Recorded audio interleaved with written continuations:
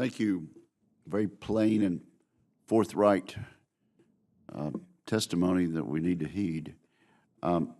Secretary Spencer, we're entering a time of divided government in this Congress. We'll soon have a Republican Senate and a democratically controlled House, and we're going to have to join hands as Americans and give you the resources, give all four of you gentlemen and the people you represent the resources that you need.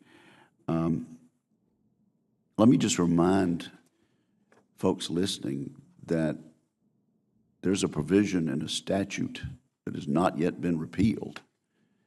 And if it should be allowed to take effect, it would put us back in sequestration.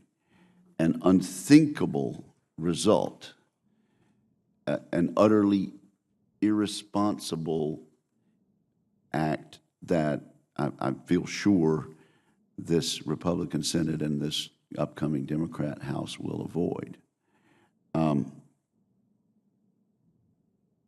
remember a previous Secretary of the Navy, Secretary Mabus, telling me in a budget hearing that they had no contingency plans for sequestration because it was so utterly irresponsible and unthinkable that it could not happen. And lo and behold, it happened. And we received testimony before our full committee some 3 years ago from a previous CNO that the sequestration cuts resulted in 5 canceled ship deployments, $2 billion in deferred procurement, a 30% cut to facility sustainment, increased maintenance backlogs, and approximately 1/2 of the Marine Corps home station units at unacceptable levels of readiness, and the CNO could have gone on and on that. I don't think this is going to happen, but it's in the statute, and unless we take action, bipartisan action, to give our citizens the security they need, it's there in the statute, and we must be mindful of that. Secretary Spencer, you first, then General Miller, and then Admiral Moran. Please give us illustrations of what impacts that would result in if the sequestration kicks back in as is currently slated under current statute. Secretary Spencer, I'll let you go first. Mr. Chairman, devastating in many ways. First, right off the bat, the money that you gave us in 17, 18, and 19, you're going to hear what's being done. And we are doing some very unique and trailblazing efforts to really get us back on our feet into the fight at fighting weight. We're on the bicycle pedaling. It took us a while to get up. This would just knock us down, flat down. If you look at what sequester does, it's a $26 billion cut to the Department of the Navy. And if the president has MILPERS as exempt or 19%, non-exempt 14%, it's devastating. I'm more than happy to share with you all later a graphic that I put together here, going around the country for everyone's district, what this would mean that we would have to do if sequestration hit. And no area of the country is really unscathed by this. And let's go ahead and put that in the record right now, Mr. Secretary. Will do. Without objection. Will do, sir. That's the bottom line. I turn it over to my two compatriots. General Miller. As the Secretary said, we're making progress.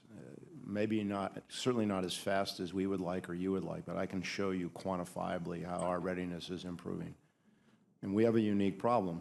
I mean, we're at an inflection point for our nation. We have to maintain the current operations, and those are being reviewed and looked at. We have to modernize a force that's been at war for 17 years, and then we have to prepare for something we haven't had to prepare for since the Cold War, to fight a pure adversary. And those particular nations have had to do nothing other than recapitalize their force. So if we were forced back to a sequestration level, it would be more than just the Blue Angels not doing air shows and people not going to conferences. It would be units getting ready to deploy later. It would cause us to look at our force structure and have to make ourselves a smaller force. So we lose capacity, which means we'd have less presence around the world. It would delay almost every single acquisition program that we have underway, ground and air, to try to not just modernize, but to create future capabilities for the force that we think we need to defend the interests of this nation. And I think I would never underestimate the impact it would have on the force itself. It's important I know this committee understands that, but the American people understand, this isn't not just an all-volunteer force, this is an all-recruited force. And they expect that when they are recruited and they sign up and we send them, we want all games to be away games. We don't do home games. That they're going to have the best gear and the best training that this nation can provide. And we would be challenged to do that. Obviously those that are going to be forward deployed are going to get the best that we've got, and they're going to get the most ready, capable equipment. But the time for them to get ready would take longer, and the depth on the bench, if there were an unexpected contingency, the readiness of that force would go down. Admiral. So it would be devastating. Thank you, the Secretary. Admiral. Thank you, Mr. Chairman. When I think about Budget Control Act, sequestration, and even multiple continuing resolutions as opposed to a stable, predictable budget, I go back 5 years ago or so when the first time we went through this occurred. And it's taken us 5 years to really get back on our bicycle, as the Secretary referred to. So I think about this with a component of time.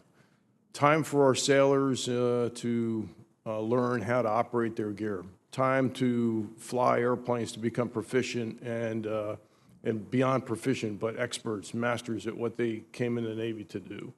I think about time for families. Notification for PCS gets driven down to 1 or 2 months instead of 6 months as it should be.